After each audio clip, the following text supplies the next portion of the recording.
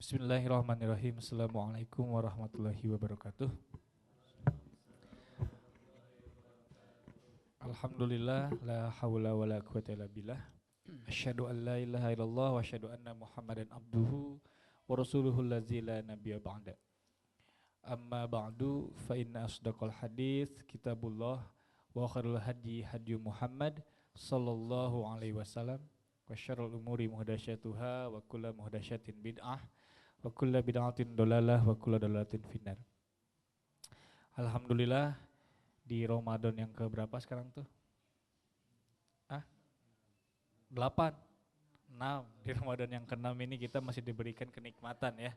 Terus para santri dan semua jemaah online dimanapun antum berada. Alhamdulillah di Ramadan yang ke-6 ini kita masih diberikan kesehatan, diberikan kenikmatan yang sangat luar biasa, nikmat iman dan Islam. Karena tidak semua orang memiliki kenikmatan yang dua ini. Buktinya apa? Buktinya ada orang kafir ya. Makanya kita beruntung karena nikmat iman dan Islam itu nanti dikasih hadiahnya oleh Allah adalah berupa surga. Tapi justru orang kafir mah boro-boro surga. Nyium bau surga pun tidak akan bisa gitu ya. Alhamdulillah. Dan alhamdulillah juga hari ini hari Jumat ya, bertempat 6 Ramadan. Ini harusnya kajian Ustadz Nurdin Latif bab tentang Riyadhus Shalihin. Tapi karena beliau ada kegiatan, jadi nanti langsung Ana Aldi Rizky Nuari alhamdulillah ditemani langsung oleh sahabat saya Ustadz Asep Rustandi. Kenapa 2 orang? Karena kan ilmu Ustadz Nurdin mah udah terlalu tinggi ya Ustadz ya. Jadi kita sanggup penjelasan tentang Riyadhus Shalihin insyaallah oleh 2 orang lah ya nanti. Jadi jangan kalah sama nyanyi ya, kan nyanyi duetna ada. Aya nyanyi duet. Aya dakwah pun bisa duet gitu kan nanti kita buktikan insyaallah. Di sini juga ada para santri yang sekalian kita ngaji ya, memang ngaji sore kita biasanya ngebahas bab Riyadhus Shalihin. Sebelum nanti kita masuk ke bab Riyadhus Shalihin tentang keutamaan malu ya Ustaz ya, nanti bab malu. Mungkin santri tahu nggak arti Riyadhus Shalihin itu apa? Ada yang tahu nggak? Riyadhus Shalihin. Cung. Nggak ada, Ustaz. Coba Ustaz, Riyadhus Shalihin itu apa Ustaz? Taman orang-orang soleh. Taman orang-orang soleh. Tuh. Ini ngebahas berarti buku ini berarti ngebahas tentang apa Ustaz? Ya di mana berkumpulnya nanti orang-orang soleh. Di mana berkumpulnya orang-orang soleh. Nah, kalau pengen berkumpul dengan orang-orang soleh atau menjadi golongan orang soleh, kita harus mempelajari buku ini Ustaz ya. Nah, jadi ini adalah ada stigma juga berarti kan harusnya tuh kalau teman itu kita tidak boleh pilih-pilih. Betul. Di sini kalau lihat dari temanya berarti kita harus milih-milih teman berarti Ustaz ya. Teman yang soleh karena kan kalau teman yang soleh kita nanti kebawa menjadi syafaat juga kita nanti di akhirat nanti. Nah, keutamaan malu. Ustaz boleh sebut mangga Ustaz di awali Ustaz bacanya Ustaz. Bismillahirrahmanirrahim. Assalamualaikum warahmatullahi wabarakatuh. Waalaikumsalam warahmatullahi wabarakatuh. Di bab ini jauh ya, cukup lumayan. Bab 84 ya, keutamaan malu dan perintah untuk berakhlak dengannya. Ini ada hadis, kalau di kitab saya ini dari fotokopian ada nomor hadis 681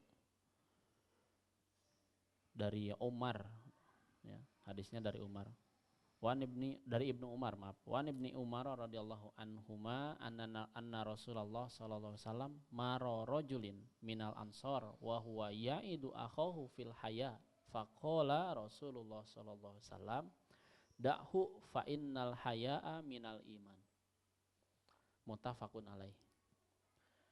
Dari Ibnu Umar radhiyallahu an bahwasannya Rasulullah sallallahu alaihi wasallam bersabda, bahwasannya Rasul ketika lewat pernah berjalan melewati seseorang dari kaum Ansor, wa huwa ya'idu akhahu fil haya, yang pada saat itu dia tengah memberi nasihat kepada saudaranya yang pemalu. Faqala Rasulullah sallallahu alaihi wasallam, maka Rasul bersabda, da'hu, biarkan dia, fa innal haya, karena sesungguhnya haya itu, malu itu minal iman, sebagian dari iman. Riwayat muttafaq alaih. Muttafaqun alaih Ustaz ya. Ya, mungkin bisa dijelaskan sama Ustaz Ali mangga. Jadi ini pada dasarnya untuk para santri dan para jemaah, pada dasarnya manusia itu memang memiliki rasa malu Ustaz ya. Cenderung memiliki rasa malu yang tinggi. Karena kan di beberapa hadis juga disebutkan bahwa memang Allah itu mencintai orang yang mempunyai sifat malu. Bahkan kan di hadis yang lain disebutkan bahwa Rasulullah itu lebih malu daripada wanita yang dipingit. Ya, mempunyai rasa malu yang tinggi. Tahu wanita yang dipingit seperti apa? Tahu nggak? Wanita yang dipingit, di kumah, dipingit teh. Dipingit teh di apa ya? Tadi ya, di asuh berlebihan jadi dikurung di kamar gitu. Kan pemalu orangnya tuh ya. Punya temen nggak yang nggak pernah keluar rumah karena malu? Nggak ada ya. Anggap bayangkan ada seorang wanita yang akhwat yang enggan keluar dari rumah karena misalkan ya punya paras yang tidak terlalu menarik, malu ya, gitunya.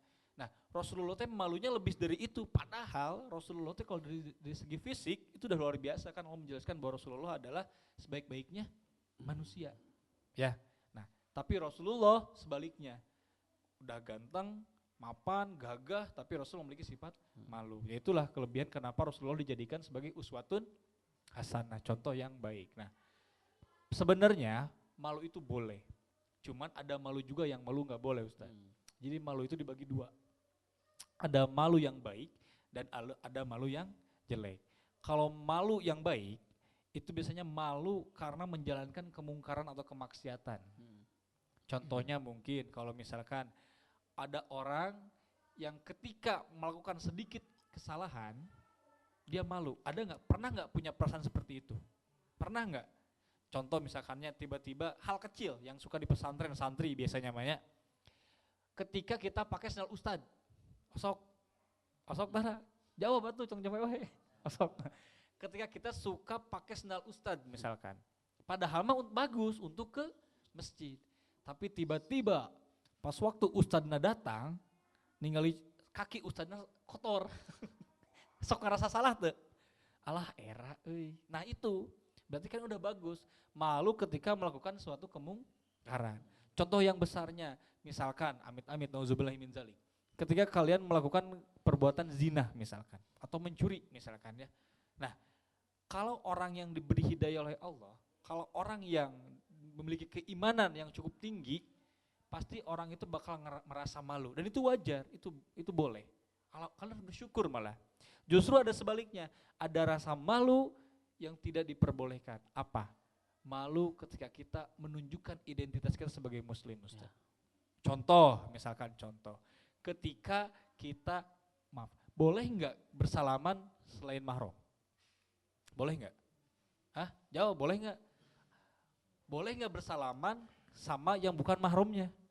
Misalkan Iqbal dengan siapa misalkan dengan Ustazah Elsa misalkan, Elsa ya, Ustazah Elsa, boleh nggak? Iqbal selaku santri suntangan ke Ustazah, boleh nggak? Nggak boleh. Boleh salaman mantong bersentuhan gitu kan maksudnya. Boleh nggak bersentuhan? Kenapa nggak boleh? Karena bukan mahram. Nah sama halnya kalau kalian misalkannya main nih, kalian liburan atau mungkin di angkatan kita Ustaz ya, kita suka main tongkrongan misalnya ke kafe, kemana, ke mall, ketemu sama teman yang akhwat gitu misalkan ya. Karena lingkungan kita biasanya bukan gak terlalu menunjukkan identitas sebagai muslim, kadang kita malu lamun salaman sok anu salaman geuning saudaranya. Kumaha damang gini gitunya. Apa kabar? Kita gimana respon kita? Salamannya. Nah, buat salaman. Itu biasanya identik dengan rasa malu. Karena malunya lamun orang teu salaman, kalau kita enggak salaman kita malu disebut naon ini sok Islam. Sok muslim, segitunya. Nah, itu justru orang yang malu karena disebut muslim itu tercela. Itu tercela. Malah ditegaskan nih, ada hadis diriwayatkan oleh Imam Bukhari yang diterimanya oleh Abu Mas'ud. Ini artinya ya. Sesungguhnya di antara hal-hal yang ditemui atau didapatkan dari ucapan kenubuatan yang pertama ialah apabila kamu tidak malu maka lakukanlah apa yang membuatmu itu benar. Jadi sok kumaha maneh we atuh kitu mah. Tapi sok kumaha maneh kalian mau malu menunjukkan identitas sebagai muslim, kata Ibnu Mas'ud ini sok silahkan, tapi ingat laknat Allah sangatlah berat. Jadi intinya kalau kita mempunyai rasa malu untuk meninggalkan kemaksiatan itu bagus. Fahim tuh? Nah seperti itu. Nah ini ada hadis berikutnya Ustaz. Ini dari Imran bin Husain radhiyallahu an, ia berkata, Wan ibni Umar bin Husain radhiyallahu anhuma qala Rasulullah sallallahu alaihi wasallam al haya'u la ya'ti illal bi khair muttafaqun alaih. Wa fi riwayatil lil Muslim al haya'u khairun kulluhu. Artinya al haya'u la ya'ti illa bi khair. Perasaan malu selalu mendatangkan kebaikan. Itu dari muttafaqun alaih, Bukhari Muslim. Dan riwayat dari Imam Muslim dikatakan al haya'u khairu kulluhu, sifat perasaan malu mengandung kebaikan. Nah, Ustadz, gimana nih pengertian bahwa setiap rasa malu itu adalah mengandung kebaikan? Ya, bismillah. Tadi sedikit sudah dijelaskan sama Ustadz Aldi ya, mengenai tentang rasa malu itu. Di mana ketika kita berbuat sesuka hati, itu kan di dalam sabda yang tadi dijelaskan bahwa inna mimma adrokan nasi min kalami nubuwatil ula, dari nubuah yang pertama itu di mana Rasul mengatakan idza lam tastahi fasna masita, jikalau kalian tidak memiliki rasa malu, silahkan berbuat sesuka hati.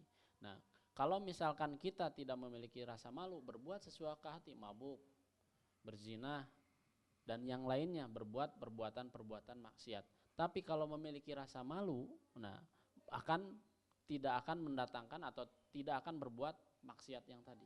Makanya di sini disebutkan di dalam Imran bin Husain, hadis Rasul mengatakan riwayat muttafaq alaih, al haya'u, malu itu layak tidak akan datang, tidak akan mendatangi illa bi khairin, kecuali pasti mendatangkan kebaikan.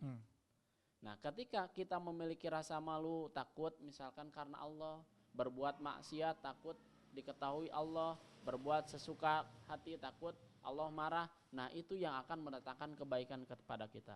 Ketika kita memiliki malu tersebut, maka kita cenderung tidak akan melakukan sesuatu yang menjadikan rasa malu kita. Atau dalam riwayat yang lain, al haya'u khairun kulluhu, atau al haya'u kulluhu khair. Setiap malu itu seluruhnya baik. Nah, malu di sini sekali lagi yang tadi Ustadz Ali sampaikan, bukan berarti malu takut karena tadi itu melakukan satu dosa. Aduh malu. Tadi penjelasannya, maaf, yang tadi itu yang malu gara-gara takut itu malu. Bukan masalah dalam kemungkaran gitu. Malu takut menyampaikan kebenaran gitu, atau identitas menyampaikan kebenaran. Nah, ini. Nah, atau misalkan di sini disebutkan bahwa malu yang karena syar'i itu ialah malu yang dimana kita melakukan sesuatu perbuatan maksiat yang tidak diridhoi Allah, maka muncul rasa malu tersebut sehingga datang kebaikan dalam diri kita. Nah, itu malu yang diperbolehkan dalam syariat.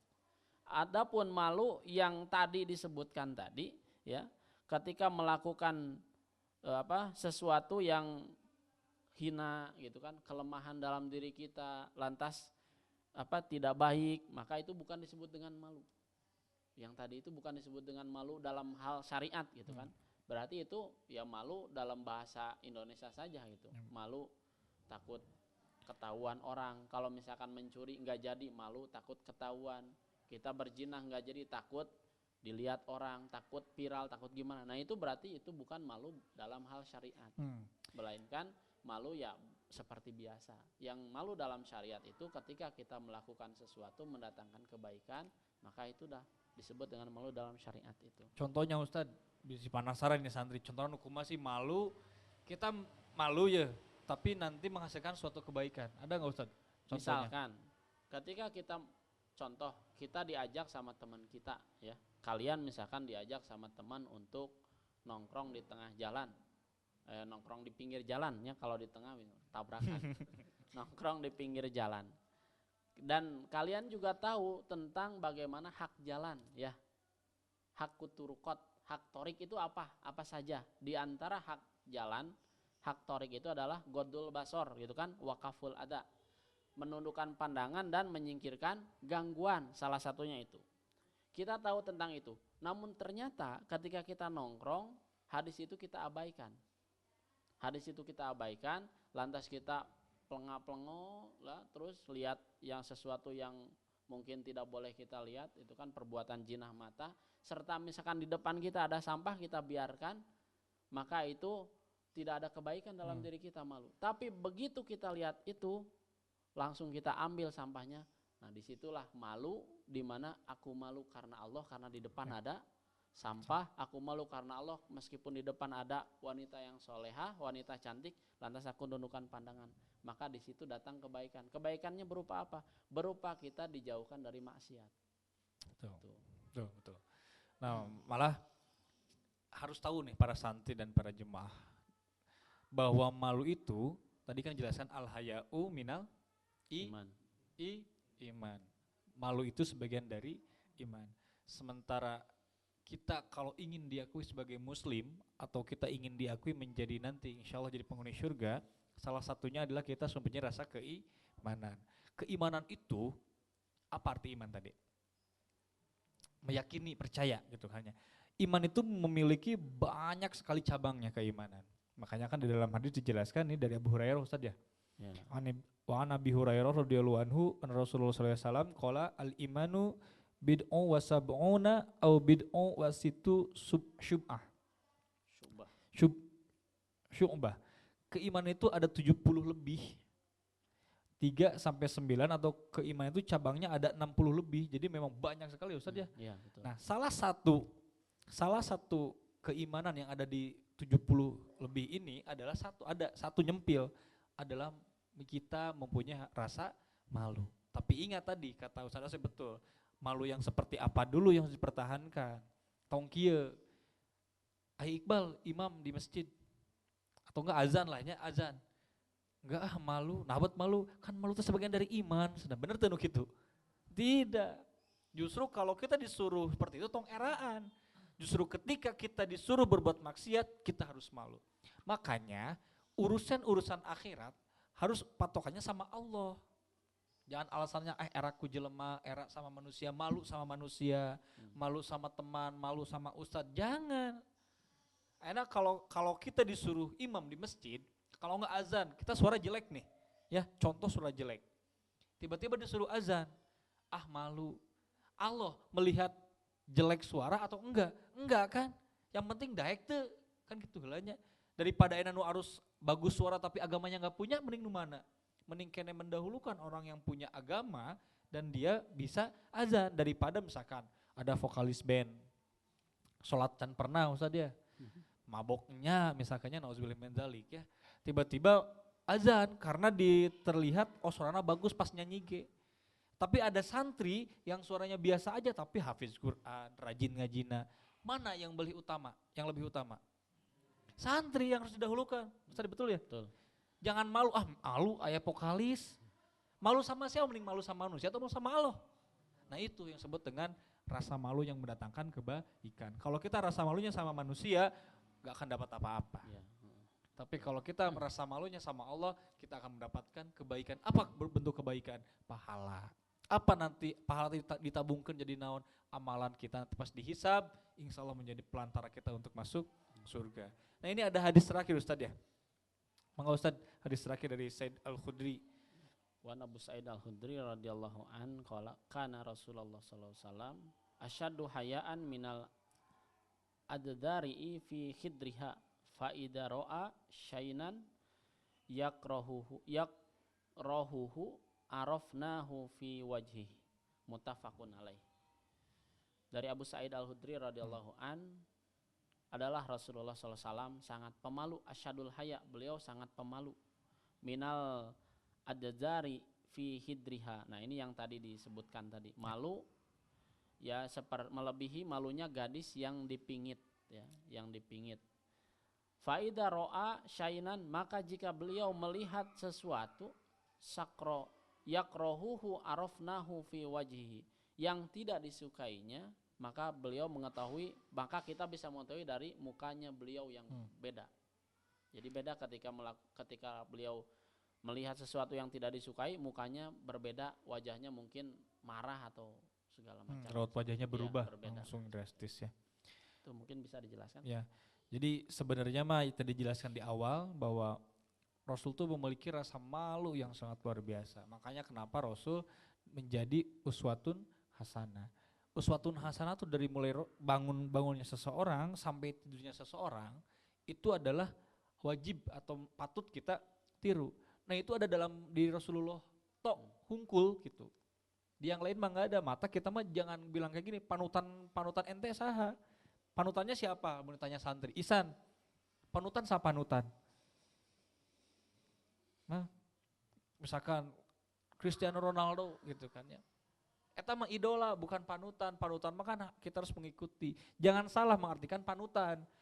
Jangan gini, panutan saha, pengen kayak Ustaz Nurdin Latif. Boleh, boleh. Tapi ingat di atas Ustaz Nurdin ada siapa? Ada Nabi Muhammad SAW. Nah untuk menjadi panutan, kenapa Ihsan atau santri yang lain menjadikan Ustaz Nurdin sebagai panutan? Kenapa? Karena satu, kenal, benar tuh? Kenal dan tahu rutinitasnya. Nah pertanyaannya, kenapa bukannya Nabi Muhammad yang jadi panutan? Karena kita tuh tidak mau kenal dengan Nabi Muhammad, setuju tuh? Pernah nggak kalian detail membaca kisah Nabi Muhammad SAW dari mulai A sampai Z, pernah nggak? Sok jujur, pernah tuh? Dari mulai bangunnya Rasul, dari mulai lahirnya Rasul sampai Rasulnya wafat, pernah nggak? Padahal dikisahkannya, nanti Ustaz Asep di penutupan saja menceritakan sedikit tentang Nabi Muhammad itu seperti apa sih di akhir hayatnya. Kalian harus tahu detik-detik terakhir Rasul wafat, atau enggak pas Rasul menjadi Nabi itu gimana sih detik-detiknya, perjuangannya gimana, harus tahu. Makanya setelah kita kenal maka ada istilah, tak kenal maka tak hafal kan begitu mah kalian. Kenali Rasulullah biar kalian sangat mencintai dan menjadikan Rasul menjadi panutan. Ana yakin ketika kalian mempelajari tentang Rasulullah, ya siapapun pasti di sini kan bakal menjadikan Rasul menjadi panutan. Karena luar biasa Rasul mah tuh. Rasul berapa kali sakit selama seumur hidup? Ya yang saya dengar dari Ustadz ini, tapi belum lihat dari segi riwayatannya itu 2 kalau nggak salah. 2 kalinya. Ada yang bilang 2, ada yang bilang 1 pas meninggal Ya. hungkul. Ada yang bilang beberapa kali. Isan saberapa tahun ayeuna? 16 tahun. Udah sakit berapa kali? Seueur. Banyak berarti kan. Kenapa? Karena pola makan mungkin ya, pola tidur, pola kehidupan. Rasul mah kenapa? Pertanyaannya, kenapa Rasulullah bisa sakit cuma beberapa kali? Intinya kenapa Rasul sehat terus? Berarti apa? Ada suatu hal yang istimewa yang dilakukan oleh Rasulullah. Benar tuh? Pengen tahu kan? Sok baca pelajari. Sama anak juga masih belajar. Nah, mumpung ada Ustaz Asep di sini gitu ya kan. Alhamdulillah Ustaz Asep mempelajari tentang kisah-kisah Nabi dan Rasul. Kita sama-sama belajar. Karena kalau di bab Riyadhus Shalihin, bab malu cuma segitu Ustaz. Ya, betul. Jadi poinnya kalau bab malu ini ya, nanti ada 20 menit terakhir kita mendengarkan cerita tentang Nabi Muhammad. Nah, karena rasa malu itu penting untuk kita munculkan, apalagi memunculkan ketika kita membawa kebenaran atau membawa syariat agama Islam. Justru kita harus malu ketika kita berbuat kemaksiatan. Fahim tum? Jadi kalau ada ustadz yang nyuruh hal yang baik, contoh imam, taraweh, contoh azan, contoh qomat, contoh dadarus dari mik, malu nggak sekarang? Enggak, jangan. Jangan mendengarkan apa kata manusia, dengarkan apa kata Allah. Jangan malu karena manusia, malu mah justru karena Allah. Kalau malu karena manusia tadi Anda sebutkan, bakal beda perlakuannya dengan malu kepada Allah. Ya, paham ya? Nah, Ustaz, Anda mau nanya tentang sejarah Rasulullah SAW. Atau enggak bisa di sini yang mau nanya, sok mangga. Mau nanya apa ditanya. Atau jemaah yang di Instagram yang lagi live, karena kita ada 2 Ustaz ini ya, ada live Instagram sama nanti buat di YouTube. Kalau ada pertanyaan, boleh mangga langsung ditulis aja, nanti insya Allah kalau memungkinkan kita menjawab, kita jawab. Tapi kalau tidak memungkinkan karena memang ilmu kita masih terbatas Ustaz ya, nanti dibantu langsung oleh Ustaz Natif dijawab di lain waktu. Mangga sebelum nanti sambil nunggu dulu kita kasih waktu 1 menit ya, mangga sok. Ada nggak? Sok nanya tuh santri nih. Gak ada. Spalinter. Ustaz, mangga Ustaz. Sedikit tentang perjalanan hidup Sallallahu Nabi Muhammad SAW. Dari mana ini? Dari mana? Kalau jadi simpelnya mah kita tanya dulu. Benar gak ini ya? Benar gak? Jadi kan ada pertanyaan. Ada pertanyaan, apakah benar Rasulullah itu waktu masih kecil, usia berapa tahun? 5 tahun. Dibelah dadanya. Nah itu benar atau enggak Ustaz? Dan kenapa alasannya? Kalau dalam kitabnya Sofiur Rahman Al-Mubarakfuri itu kan, kisah teladannya Rasul, itu dijelaskan bahwa kurang lebih di usia 3 atau 4 tahunan lah ya, 3 sampai 4 tahunan, beliau yang masih diasuh oleh Halimah Sa'diyah ketika waktu itu lagi main, ternyata malaikat Jibril itu membelah dadanya. Ya, bahkan di dalam kitabnya pun disebutkan pembelahan dada Nabi Muhammad, itu kan judulnya itu. Ternyata dibelah itu diambil hatinya sehingga dibersihkan dengan air yang dari surga, dan mengikis beberapa, mungkin ada beberapa kotoran dari hati tersebut. Kata malaikat Jibril, ini adalah setan, yang dimana hikmahnya Rasulullah SAW tidak pernah sama sekali berbuat kesalahan kecuali Allah berikan kesalahan tersebut. Contoh sederhana, ketika Rasul ngimamin sholat, Rasul pernah salah beberapa kali. Kalau seandainya hikmahnya Rasul tidak memiliki salah ketika kita berbuat salah ketika sholat, gimana caranya? Itu kan. Nah, jadi Rasul juga punya kesalahan. Kesalahannya itu bukan dibuat oleh Rasul sendiri, tapi langsung oleh Allah. Bahkan dalam sebuah riwayat dijelaskan ketika Rasulullah SAW sudah menginjak remaja, pemuda lah ya kalau di kita mah. Karena yang namanya pemuda pengen ngelihat yang rame-rame gitu kan. Nah, di ketika itu ada di satu kampung ada pesta yang meriah, yang dimana itu minum arak dan segala macam, banyak lagu-lagu dan yang lainnya.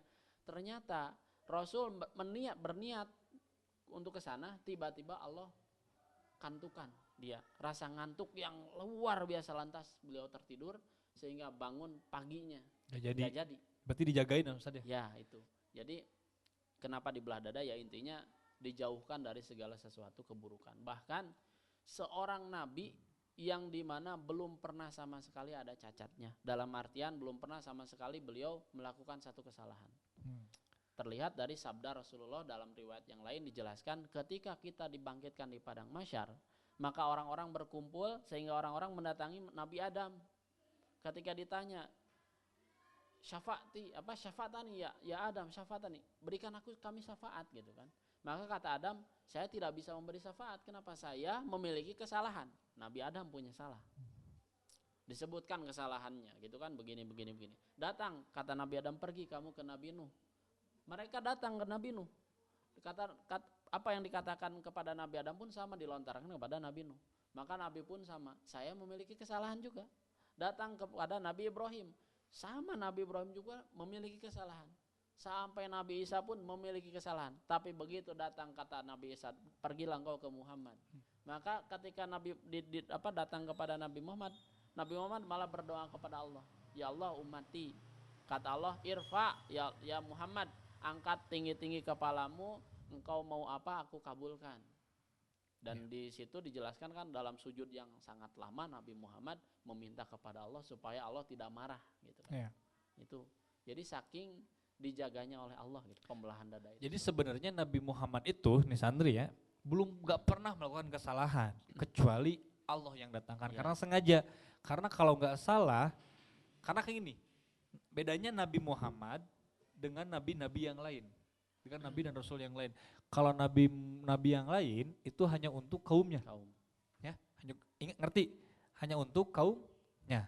Tapi kalau misal Nabi Muhammad SAW, karena penutup para nabi, gak akan ada lagi nabi-nabi yang lain untuk semua umat. Sampai hari ini, patokan kita Nabi Adam atau Nabi Muhammad? Nabi Adam salah nggak? Berlaku salah. Nabi Adam salah nggak? Nabi Isa salah nggak? Enggak. Tapi kenapa kita harus ngikutin Nabi Muhammad bukan Nabi Isa? Karena kita mah umatnya Nabi Muhammad. Makanya di akhir zaman nanti diceritakan juga nih ada bahwa Nabi Isa pas turun, ya. Nabi Isa pas turun nanti di kota apa namanya itu Ustaz? Damaskus di Menara Putih nanti dijelaskan. Ntar ada motor. Di Menara Putih pas turun Nabi Isa kan sholat. Di belakang itu Imam Mahdi. Tapi Nabi Isa tuh awalnya disuruh imam ya. Tapi Nabi Isa nggak mau. Kata Nabi Isa, tafadol, sok jadi imam gitu. Imam Mahdi menjadi imam karena Imam Mahdi lahir pada zaman atau umat Nabi Muhammad. Begitu, ngertos? Itulah kenapa alasan Injil tuh bagus, Taurat tuh bagus, Zabur tuh bagus. Tapi ingat, penyempurna di semua kitab ini ahlul kitab namanya ya, itu adalah Al-Qur'an. Makanya Islam adalah sempurnanya Islam agama. Nah tadi pas 5 tahun dibedah gitu kan ya, disesuaikan berarti Belah. dibedah gitunya, dibelah diambil hatinya. Mungkin bertanya-tanya Ustaz santri atau terjemahan lain, apakah ini dibelahnya zohir atau tidak dijelaskan di riwayat manapun? Itu jelas di belahnya sampai anaknya Halimah Sa'diyah ketika bermain bersama Rasul ketakutan. Oh, Lantas Masya Allah. bilang ke ibunya, "Mamah begini." Lantas ketika itu pula Nabi Muhammad dipulangkan kembali ke Aminah. Oh, Kalau tidak salah itu riwayatnya seperti itu. jadi beneran Iya, gitu, betul. beneran. Jelas. Artinya dada dibelah, diambil jantungnya, hatinya, dibersihkan, ngarah agar supaya tidak melakukan kezoliman atau Ya, kesalahan kemaksiatan. kemaksiatan lah seperti itu. Atau saya nanya, Ustaz mic-nya Ya. deketin katanya. Oh. Kedengeran. Nah, itu waktu Rasulullah masih kecil. Iya, kecil. Nah, waktu Rasulullah, kenapa sih Allah memilih Rasulullah? Karena kan memang dijelaskan di Injil pun, dijelaskan di kitab Ya. sebelumnya ya, bahwa nanti akan ada nama dengan nama Muhammad atau Ahmad, Ahmad. dengan Bapak bin Anu. Nah, muncullah Nabi Muhammad SAW.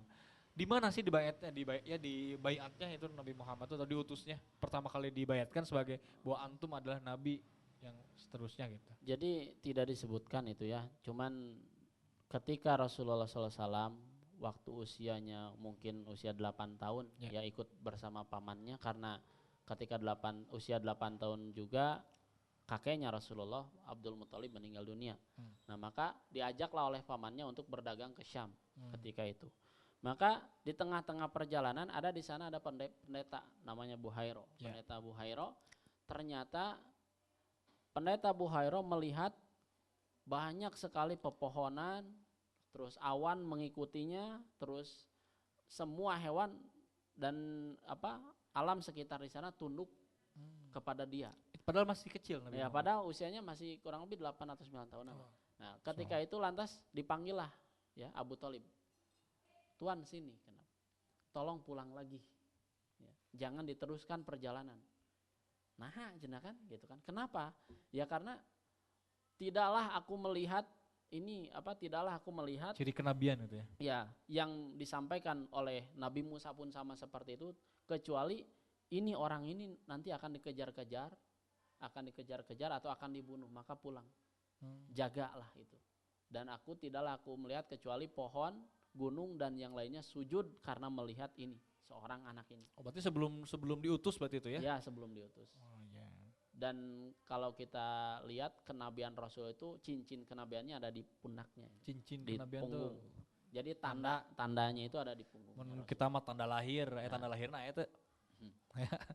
Tanda lahir Rasulullah ada di punggung. Berbentuk bulat kan. bulat. Masya Allah.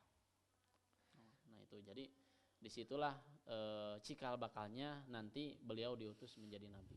Nah, baru ketika di perjalanan ke Syam keduanya ya di usianya 15 tahun sama lagi bersama pamannya sampai usia menjelang 20-an, di mana beliau di situ ada kisahnya dengan Khadijah gitu kan, di mana usia beliau ketika 25 tahun dirasa ternyata Khadijah memiliki seorang pekerja yang sangat handal, piawai dalam berdagang gitu kan, jujur dalam berdagangnya pun, maka tertarik. Nah ini yang menarik, dalam sebuah riwayat ternyata Nabi Muhammad pernah ditolak. Ditolak cintanya. Oh iya. Pernah. Oh baru tahu Tapi ya ceritanya ya. Tapi ini saya nggak tahu ini hadis sumbernya itu apakah ada atau enggak, tapi yang jelas ada sebagian penceramah pemateri mengatakan ternyata Nabi Muhammad pernah ditolak satu kali itu oleh saudagar wanita yang tercantik di kota Mekah pada waktu itu. Sebelum Khadijah berarti ya? Ya sebelum Khadijah. Maka ketika dijelaskan, Ustaz agengan sekedik eta speakerna sasaurna terkadang. Coba Ustaz. Ya, maka kalau di dalam kitabnya Sofiur Rahman itu tidak dijelaskan ya, tidak dijelaskan secara mendetail. Tapi kalau pengen kita tahu sejarah di mana kota Mekah sampai Rasul sampai gimana, itu ada kitabnya itu Ibnu Hisham, kitab Ibnu Hisham ya. Kalau nggak salah itu ribuan halaman, tebal gitu. Nah di kitab Sofiur Rahman tidak dijelaskan sampai yang dijelaskan di dalam kitabnya Safiur Rahman itu hanya sebatas Rasul menikahi dengan Khadijah, ya, menikah dengan Khadijah melalui pelantara mak comblangnya itu ya, Maisaroh kalau nggak salah. Ya, itu antara Khadijah dan Maisaroh dengan Rasul, jadi pelantara itu. Kalau sekarang kan itu mak comblang gitu.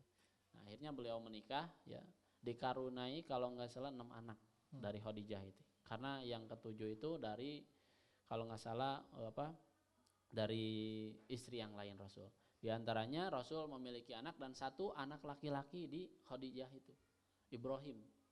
Makanya di sini Ibrahim ada yang mengatakan anaknya Khadijah, ada yang mengatakan anak yang lain. Yang jelas Ibrahim wafat. Yeah. Dan ketika wafat itu pas di mana gerhana. Pas gerhana. Nah, berarti bulan. Ya, gerhana bulan kalau nggak salah. Gerhana di sana. Maka kenapa di sholat gerhana ada khutbah, syariat ada khutbah. Nah, di situ ternyata hikmahnya kenapa Rasul berkhutbah. Rasul menjelaskan supaya terjadinya gerhana itu bukan karena meninggalnya seseorang, ya, bukan karena meninggalnya seseorang, melainkan ini tanda-tanda kebesaran Allah. Ya, inna syamsa wal qamara ayatan min ayatillah, gitu kan di hadisnya itu. Sungguhnya bulan dan matahari ini adalah 2 dari tanda kebesaran Allah. Jadi awal mula khutbah, maaf ini keluar dari konteks Nabi Muhammad. Berarti kenapa ada khutbah gerhana tuh sebenarnya nggak wajib berarti ya? Bukan salah satu sunat berarti ya, bukan ya? Rangkaian bisa disebut rangkaian juga. Ada beberapa yang mengatakan bahwa itu adalah bagian dari rangkaian. Ada juga yang ini yang enggak gitu. Karena pas Rasulullah ngasih tahu gitu. Ya. Tapi itu pertama kali sholat gerhana dimulai. Pertama kali sholat gerhana dimulai. Duh, keambeknya ayam sengit. Nah, kita kembali lagi ke kisahnya Khadijah. Ya, Khadijah dikaruniai beberapa anaknya. Diantaranya anak perempuannya 4. Ya, anak perempuannya 4. Yang pertama itu Zainab, Ruqayyah, Ummu Kulsum dan Fatimah. Itu 4 anaknya, anak dari Khadijah. Nah, ternyata 4 anaknya ini, ketiga anaknya ini meninggal sebelum Rasulullah. Zainab, Ruqayyah dan Ummu Kulsum itu meninggal sebelum Rasulullah. Adapun Fatimah setelah kalau nggak salah 2 bulan setelah Rasulullah atau 3 bulan, ya mungkin beberapa bulan setelah Rasulullah wafat, maka Fatimah pun wafat. Nah, itu anaknya Rasulullah ketika wafatnya, ya. Jadi ketiga anak yang pertamanya ini itu wafatnya sebelum Rasulullah. Jadi ditinggal mati oleh ketiga anaknya. Ya. Berarti anak yang pertama, anak yang laki-laki, Rasulullah tidak pernah meninggalkan anak laki-laki. Ini menarik. Kenapa? Justru ini membuktikan ya Ustaz ya. Ini membuktikan bahwa tidak ada nabi lagi setelah Nabi Muhammad. Karena biasanya kenabian itu diturunkan atau silsilah kalau di Arab kan kerajaan itu diturunkan kepada anaknya. Iya, betul. Seperti Nabi Ibrahim ke Nabi Ismail gitu kan Ustaznya. Ada lagi enggak Ustaz? Nabi Daud, Sulaiman. Nah, kayak gitu. Biasanya langsung turun ke anaknya. Nah, pertanyaannya, kenapa Rasulullah? Jadi bukannya Rasulullah nggak pernah punya anak laki-laki? Punya ya? Itu Ibrahim punya, tadi kan? Ya, Ibrahim sama Qasim kalau nggak salah. Ada Qasim, Ibrahim dan Qasim. Bukannya nggak punya. Kita kan taunya nggak punya. Karena kita nggak pernah mencari tahu sebenarnya begitu kan. Rasulullah tuh punya anak laki-laki, tapi sama Allah memang skenario Allah tuh luar biasanya. Allah tuh maha sutradara. Siapa saudara terbaik di dunia? Nggak ada. Allah mah terbaik. Karena apa? Merancang segala sesuatu tuh dengan penuh enakeun taktis tak sampai Rasulullah memikirkan sampai Allah tuh membuat Rasulullah nggak pernah punya anak laki-laki. Kenapa? Karena biar tidak ada lagi yang meneruskan perjuangan kenabian ya, bukan perjuangan Islamnya, tapi perjuangan menjadi nabi. Karena Rasulullah adalah nabi terakhir. Seperti itu Ustaz ya. Nah, setelah tadi ternyata diketahuinya justru oleh orang Yahudi ya. Ahli kitab. Yeah. Orang ahli kitab, ciri-ciri kenabian Rasulullah itu. Justru orang tuanya sendiri nggak tahu. Enggak. Bahwa ini tuh adalah cikal bakal nabi, nggak tahu tidak ya. Tahu. Justru orang-orang yang ahli kitab yang mengetahuinya. Justru kalau di cerita yang lain, anak tuh pernah melihat pas Nabi Muhammad lahir itu ada meteor. Ya. Pokoknya berjatuhan ya. Di dalam sebuah riwayat dijelaskan ketika Nabi Muhammad dilahirkan cahaya keluar dari kemaluannya Aminah ya, ibunya. Terus api majusi padam. yang bertahun-tahun tidak pernah padam, ketika Nabi Padam. Muhammad itu padam. Masya Allah. Emang kenabian ya, ciri-ciri kenabian. Nah setelah muncul ciri-ciri kenabian, Rasul kan beranjak dewasa. Kan ya. Pasti kan Rasul tuh disuruh oleh Allah tuh waktu di Gua Hiro pertama ya, Ya, dikasih yang tentang Iqra gitu ya, kan ya, wahyu gitu kan. pertama. Itu apakah sebelumnya Rasul mengetahui bahwa Rasul tuh adalah udah tahu, kan tadi mah yang mengetahui kenabian tuh kan ya orang lainnya. Ya. Nah, Rasul kapan mengetahui bahwa saya tuh Rasul gitu? Nah, jadi ketika beliau istilahnya tahanus ya, tahanus itu menyendiri di Gua Hiro, dan di Gua Hiro kalau yang menarik itu di Gua Hiro tuh ada lubang, bukan lubang, jadi ya masuk mulut gua, ketika dilihat ternyata Mekah itu kelihatan semuanya di Gua Hiro itu. Ya, jadi itu uniknya Rasulullah kenapa bisa memilih Gua Hiro itu seperti itu. Jadi terlihat hiruk pikuknya Mekah itu seperti apa, bagaimana kebobrokan waktu itu masa jahiliyah seperti apa. Ternyata mungkin beberapa malam di Gua Hiro, di malam yang dimana Rasul akan didatangi Jibril, maka Rasul tidak tahu gitu. Coba mau Ustaz potong. Atas dasar apa ke Gua Hiro Nabi Muhammad? Ya tahanus, menyendiri. Karena apa? Karena di lingkungan masyarakat Mekah yang masih jahiliyah itu kan menyembah berhala. Pokoknya Rasul tidak ingin pokoknya seperti itu. Makanya di sebelumnya kan Rasul ketika ada pesta juga, Allah itu kan merasakan kantuk gitu kan. Jadi beliau tidak ikut ke pesta. Jadi itu maksiat. Ya betul. Jadi sebenarnya Rasul pun ngeh gitunya bahwa nah itu bertolak belakang terus dengan hati dan pemikiran. Ya betul gitu seperti itu. Makanya jadi Rasul tuh sebenarnya tidak sadar bahwa Rasul tuh akan dipilih. Makanya Rasul tadi tahanus tadi tahanus, menyendiri ke Gua Hiro larinya ke Gua Hiro. Nah ketika bertahanus ternyata beliau dikatakan Iqra ya. Di dalam Sahih Bukhari itu jelas panjang lebar bab wahyu itu. Bab yang wahyu yang pertama itu panjang sekali hadisnya. Rasul katakan ma'ana biqori, saya tidak bisa baca gitu. Kenapa? Karena Rasul itu ummi. Ummi ini tidak bisa baca, tidak bisa nulis. Ini Rasul kita itu ummi ya, tidak bisa baca, tidak bisa nulis. Sampai-sampai 3 kali dipeluk oleh malaikat Jibril, Iqra ma'ana biqori, saya tidak bisa baca, apa yang mesti saya baca? Maka di dalam sabdanya riwayat Imam Bukhari dijelaskan, Iqra bismi rabbikal ladzi khalaq, khalaqal insana min 'alaq, Iqra wa rabbukal akram. Udah sampai segitu. Kalau di dalam riwayat Imam Bukhari. Sampai 3 ayat 3 ini. Maka Rasul faroibtu minni, sehingga aku bulu kunduk teh mendinding gitu. Apa bulu kuduk? Roiba tuh wah sieun gitu. Kayak apa tuh bulu kuduk naon? Ya Naon bahasa rambut Sunda? tipis gini. Lamun kalian katirisan sok gitu gini. Mun aya Naon sih bahasa Sunda teh ini aya. naonnya apa sih? Ya bulu kuduk lah. Nah, gitu. Ya. Nah, sekelas Rasul Nabi Muhammad takut. Ini manusiawi berarti kan takut itu. Kita pun ya kalau misalkan melihat sesuatu yang ini takut ya manusiawi. Ya. Dan ternyata Rasul pulang karena ketakutan itu, ternyata di ufuk Rasul melihat Jibril. Nampak jelas terlihat. Nampak jelas dengan wujud aslinya. Maka Rasul yang tadinya ketakutan di Gua Hiro nambah takut lagi, langsung mengetuk pintu Khadijah. Maka Rasul mengatakan zamiluni, selimuti aku. Yang menarik, Khadijah tidak langsung tanya gitu. Mun bahasa Sunda nama teu tatanya kunaon. Kenapa? Tidak. Tapi Khadijah tunduk taat terhadap suaminya, langsung menyelimuti suaminya. Gak banyak ngomong ya. Tidak banyak ngomong. Nah, ini bisa dipelajari nih untuk tentang rumah tangga ini. Ya, ada. Betul. Nanti sebelum ke sana Ustaz, kalau misalkan berarti kan alasannya apakah Rasul itu tidak pernah belajar membaca dan menulis? Kita kan nggak pernah tahunya. Kita tahu nggak alasan kenapa Rasulullah tidak bisa membaca dan menulis? Tahu nggak? Tahu nggak? Nggak. Alasannya adalah, salah satu alasannya agar Rasulullah tidak bisa memanipulasi. Jadi orang-orang Yahudi itu tuh kan kia, bisa aja eta mah Quran teh buatan Rasulullah ngarang gitu nya. Kan Rasul betul bisa nulis jeung maca. Mal mungkin Rasul eta bener teh. Nah, itu alasan kenapa Rasul tidak bisa menulis dan membaca. Tapi ini tuh kenapa? Apakah Rasul tuh punten? Di sini kan ada santri ya yang belajar angaroe hese nulis jeung maca teh. Apakah seperti itu atau emang susah atau emang gak tahu kenapa? Enggak, emang Rasul tidak pernah belajar kan. Jadi di usia 8 tahun, di usia ditinggalkan oleh ibunya, kakeknya, itu mengembala kambing hidupnya. Kambing mengembala kambing. setiap rasul, setiap utusan Allah itu pasti mengembala kambing. Kenapa? Kenapa sih disuruh untuk mengembala kambing? Yaitu ada hikmahnya. Apa Jadi tuh, itu ada hikmahnya, yaitu beda lagi bab itu.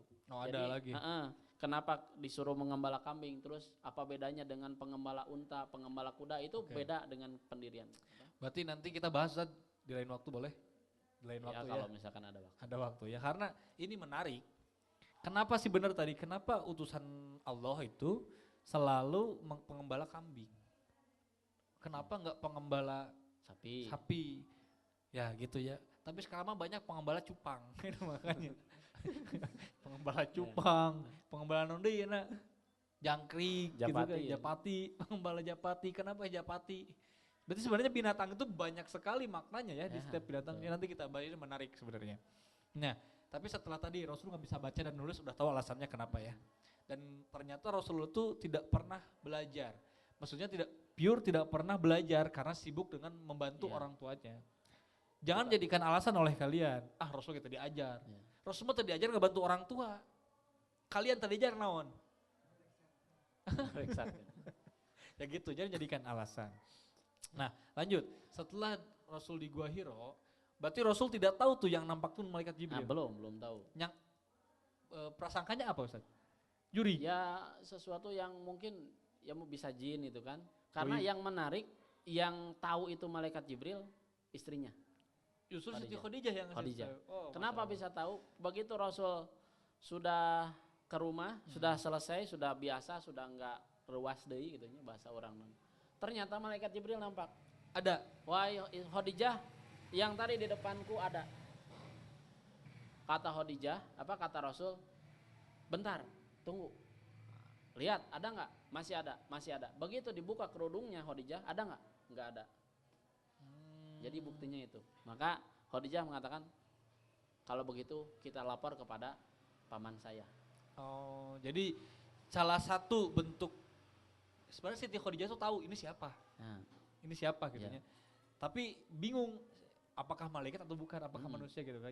Dibuka lah kerudung, Siti Khadijah dia langsung menghilang karena pada dasarnya malaikat kan suci. Tidak pernah itunya saja, tidak pernah melakukan kemaksiatan. Oke, mantap. Maka dibawalah Rasul ke anak pamannya Khadijah, Warokoh bin Naufal, kan? Warokoh bin Naufal ini ahli dari orang Yahudi juga gitu kan, karena orang Yahudi yang beriman gitu, beriman kepada milah Ibrahim, beriman kepada Nabi Musa juga gitu kan. Begitu dijelaskan ini adalah namus yang pernah diturunkan kepada Nabi Musa, yang dimana kalau seandainya aku masih hidup dikala orang-orang yang lain mengusirmu, kaummu mengusirmu, maka aku yang pertama kali yang akan membela.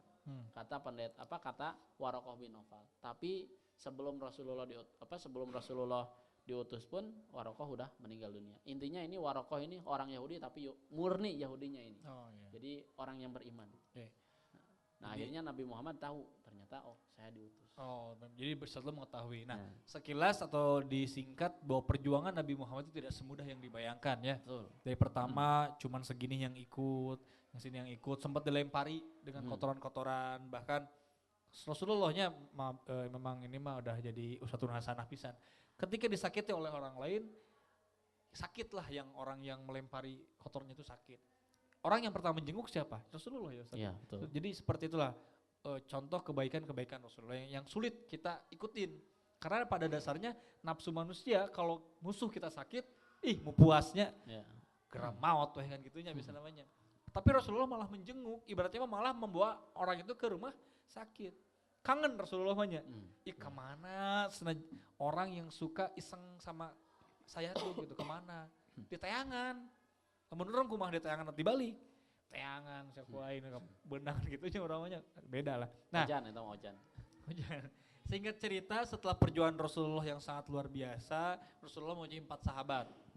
Pertama Abu Bakar As-Siddiq, terus Umar bin Khattab, Utsman bin Affan, Ali bin Abi Thalib. Terus nanti dilanjutkan perjuangan oleh anak-anaknya Ali ya, Nabi bin Hasan dan Husain, terus dilanjutkan lagi ke belakang para tabi'i. Nah, singkat cerita, detik-detik Rasulullah wafat Ustaz. Ketika Rasulullah wafat, kalau nggak salah di hari Senin Rasul wafat. Hari Senin karena Rasul diwafatkan oleh Allah, di mana Rasul dilahirkan, berarti hari Senin. Nah, ketika itu tidak ada yang tahu gitu kan. Nah, ini yang menarik kenapa kematian digoifkan oleh Allah. Rasul sendiri juga tidak mengetahui kapan beliau meninggal dunia. Nah, sampai-sampai Abu Bakar ketika Rasul wafat itu tidak ada di situ. Kenapa? Karena Abu Bakar lagi ada keperluan, pergi keluar kota Madinah. Kenapa ya? Ya, yang tahu Abu Bakar, Rasul itu sholat subuh, ya berjamaah ketika itu. Lantas ketika lihat karena rumah Rasul itu ini rumah Rasul, ini kacanya gitu ya, kalau istilahnya jendelanya. Di depan itu terlihat muadzin, terlihat orang-orang yang mau sholat. Maka Rasul melambaikan tangan ketika itu. Rasul melambaikan tangan, dikira orang-orang mengatakan, wah Rasul sembuh. Padahal itu detik-detiknya waktu Rasulullah mau sakaratul maut. Nah itu. Sebelum sholat berarti ya? Atau sholat dulu. Pagi harinya Rasul meninggal dunia. Dan ketika itu Abu Bakar tidak tahu. Nah ini ya hikmahnya kenapa dirahasiakan kematian itu sampai sekelas Abu Bakar pun tidak tahu. Dan ketika meninggal dunia, Umar itu lang marah-marah. Ya marah-marah. Ya, marah-marah. Saanu nyebutkan Rasul maut ka dieu urang kadek gitu bahasa orang nambah. Maka begitu Abu Bakar datang, duduk berdua dengan Abu Bakar di kanan, dikatakan, "Man kana ya'budu Muhammad faqad Muhammad mata." Gitu. Siapa yang beribadah menyembah Muhammad, Muhammad maut. Ya. Wa man kana ya'budullah innallaha hayyun wa la yamut. Sungguhnya kalau beribadah kepada Allah, Allah hidup dan Allah tidak mati. Begitu mendengar itu, lemeslah tangannya Umar, menangis. Bukan menangis sejadi-jadi, tapi meneteskan air mata. Saking sedihnya gitu kan. Jadi memang sedih tuh boleh kita bersedih karena apalagi kehilangan orang yang kita sayang sebagai panutan ibaratnya ya. Contoh misalkan kalau di sini Ustaz meninggal kan pada sedihnya, atau sedih pisan guru kita yang sering mengajar kita, mengaungi atau mengayomi kita, tiba-tiba meninggal sedih wajar. Tapi tadi perkataan Abu Bakar As-Siddiq, barang siapa yang menyembah Nabi Muhammad telah mati. Tapi barang siapa yang menyembah Allah, Allah tidak pernah mati. Sampai akhir hayatnya Rasul aja menjadi uswatun hasanah. Sampai akhir hayatnya Rasulullah saja, Rasulullah itu tetap dijadikan contoh bahwa manusia sekelas keren Rasulullah saja tidak boleh disedih berlebihan gitu. Tidak boleh ditangisi berlebihan, tidak boleh. Karena tadi kalau kalian menyembah Nabi Muhammad bangges mati. Tapi kalau kalian menyembah Allah, Allah tidak pernah mati. Apa artinya, maknanya? Bahwa kita tidak boleh terlalu takjub atau tidak boleh terlalu taklid terhadap manusia. Karena tetap patokan mah Allah. Karena kita hidup untuk Allah. Fahim tuh? Alhamdulillah Ustaz tidak terasa udah 1 jam. Kita menemani para jemaah online ya, baik di Instagram atau di YouTube, nanti akan menonton. Dan para santri juga mudah-mudahan menambah wawasan. Ya nanti insya Allah kita tiap sore kalau ada waktu, nanti saya akan ditemani langsung, selalu ditemani oleh Ustaz Asep. Kalaupun tidak, nanti insya Allah saya sendiri nanti yang akan ditemani dengan santri-santri. Mudah-mudahan dipanjangkan umurnya, disehatkan. Mudah-mudahan Ramadan ini harus menjadi Ramadan yang terbaik. Amin. Jangan menjadi Ramadan yang terakhir atau menjadi Ramadan yang terbaik dari tahun sebelumnya. Karena bukti salah satu kita lulus seleksi atau ujian dari Allah itu adalah ketika meningkatnya keimanan dari hari ke hari, dari tahun ke tahun, dari minggu ke minggu, dari bulan ke bulan. Kita buktikan ya, insya Allah ya. Nah itu mungkin yang bisa kami sampaikan, kurang lebihnya mohon maaf untuk para santri dan jemaah. Mudah-mudahan dengan adanya pembahasan ini tadi tentang menjaga rasa malu atau keutamaan menjaga rasa malu, dan sedikit tentang sejarah Nabi Muhammad SAW dari mulai lahir sampai wafat. Dan mudah-mudahan dengan adanya pembahasan ini kita ditambahkan keimanan kita, khususnya untuk kita berdua dan umumnya untuk para santri di sini, para asatidz dan para jemaah dimanapun Anda berada. Alhamdulillah, mohon maaf bila ada kesalahan, kita masih belajar Ustaz ya. Kesalahan datangnya dari kita sendiri dan kebenaran itu mutlak dari Allah Subhanahu wa taala. Kita tutup dan kifaratul majelis. Subhanaka Allahumma wa bihamdika asyhadu an la ilaha illa anta astaghfiruka wa atubu ilaik. Akhirul kalam. Assalamualaikum warahmatullahi wabarakatuh.